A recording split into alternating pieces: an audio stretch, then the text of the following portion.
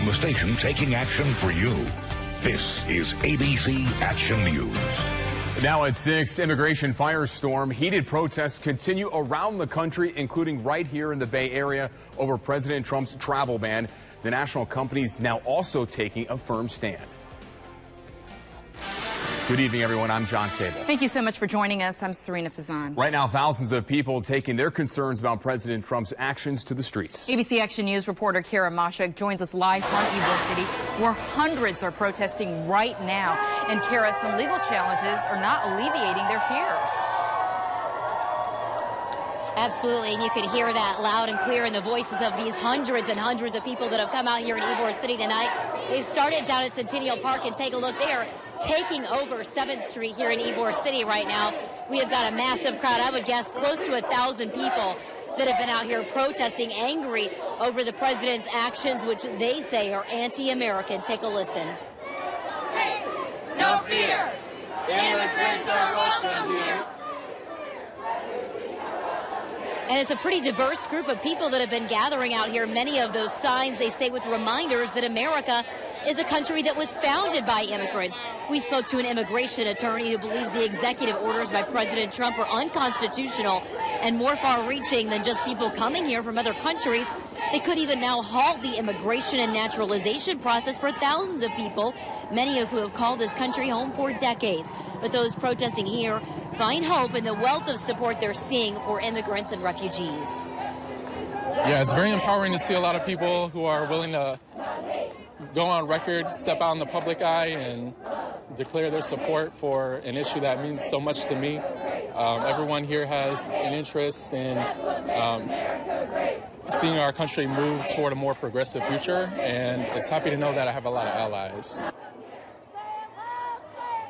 And many of those protesting now hoping that all of this strong public outcry could help get Congress, perhaps even the Supreme Court, to weigh in on this issue. But for now, President Trump has not been backing down. In fact, so far sticking to his guns on this issue and saying that he hopes that federal judges will back off as well. But right now, some of them are enforcing these actions, others are not. Reporting live here in Ybor City, Kara Mashak, ABC Action News.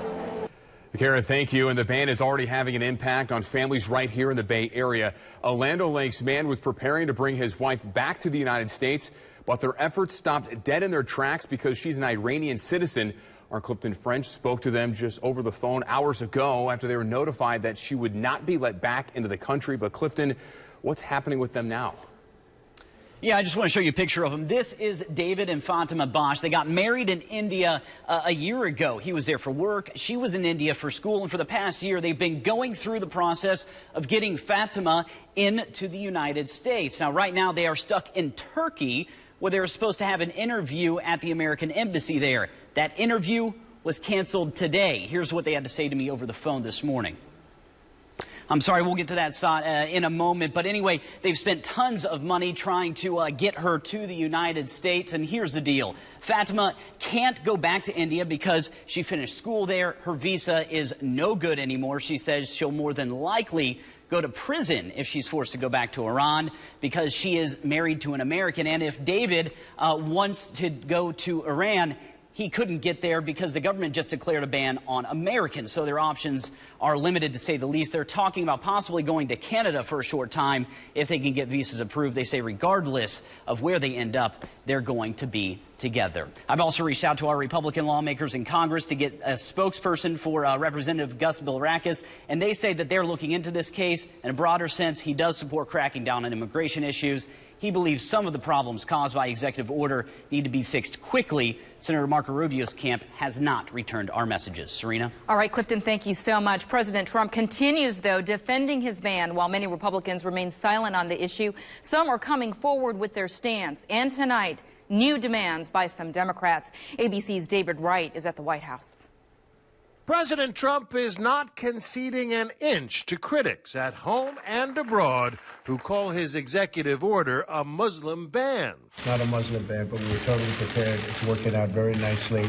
You see it at the airports. You see it all over. It's working out very nicely. No hate, no fear. Of course, those crowds at the airports would beg to differ. Candidate Trump first floated the idea on Pearl Harbor Day 2015. after a deadly workplace shooting in San Bernardino. Donald J. Trump is calling for a total and complete shutdown of Muslims entering the United States. Back then, Mike Pence called the idea offensive and unconstitutional. House Speaker Paul Ryan condemned it too. Some of our best and biggest allies in this struggle and fight against radical Islamic terror are Muslims. The vast, vast, vast, vast majority of whom are peaceful. Now Ryan has changed his tune, saying President Trump is right to make sure we're doing everything possible to know exactly who is entering our country.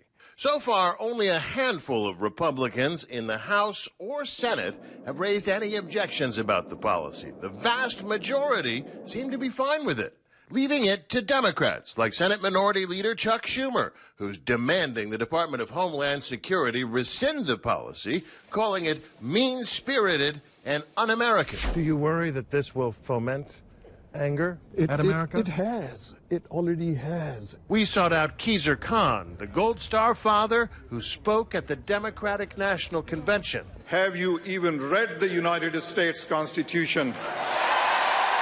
I will gladly lend you my copy. What would he like to tell Trump now? Read the Constitution. Be familiar with the values that has made us beacon of hope. Do not make mockery of the legal system. And that was ABC's David Wright reporting. And happening right now, President Trump putting out a statement regarding his controversial executive order. In the statement, the president says, quote, "We will continue to show compassion to those feeling oppression, but we will do so while protecting our own citizens and border." For the president's full statement, you can just head to our website at abcactionnews.com. Now, the most accurate weather team in Florida, ABC Action Weather. Well, we saw showers on and off, starting at about 10 o'clock last night, going through the overnight hours and the first half of today. Now those showers have all moved off the state of Florida, and we're watching some clouds still hanging around, but they'll clear out as we head through the overnight hours. Believe it or not, with those periods of rain, we only picked up about 1/4 of an inch through most of the area. Current temperatures right now are in the upper 50s to right around 60 degrees. Actually, Tampa is at 60 right now, and that was our high today after a high yesterday of 58 degrees. So we're stringing together a couple of cool days and may have a few more. Tomorrow morning temperatures will be in the 40s and 50s for early morning highs, and our early morning lows rather, and our afternoon high tomorrow topping out at 62 degrees with a good amount of sunshine. And in fact, big question is, how long will this cool weather stick around? Well, you may be surprised to know. I'll let you know coming up in just a little bit. John? All right, Deborah, we'll see you then. ABC Action News is learning tonight president of the Hillsborough Community College is being charged with DUI. Deputies arrested Dr. Kenneth Atwater just before 11 o'clock last night at the intersection of Dale Mabry Highway and Broad Street. According to his booking sheet, Dr. Atwater refused a breathalyzer test. He bailed out of jail this morning. In Polk County, deputies say they've arrested a man for murder. The incident happened around 4:30 yesterday afternoon in Poinciana. Deputies say 29-year-old Daniel Ponce started a fight that ultimately led to a stabbing. They say they found a 38-year-old Brandon Burchett bleeding from several stab wounds when they arrived. Burchett later died near a hospital. Ponce is charged with first-degree murder. Also happening in Polk County, a death investigation underway right now after a person dies in a house fire. Now, here's what we know. It happened around 11 o'clock this morning on Taylor Street in Auburndale. When crews arrived, they found the person and a dog dead inside that house. The cause is still not known. Stay with us as this story develops. And still ahead on ABC Action News at 6, bizarre turn. A Good Samaritan tries to help a man injured in a crash. How the good deed ended in a high-speed chase right into a home. And taking a stand, the pledge by a well-known company directed at President Trump's travel ban. And could it affect your actions as a consumer? We'll tell you straight ahead.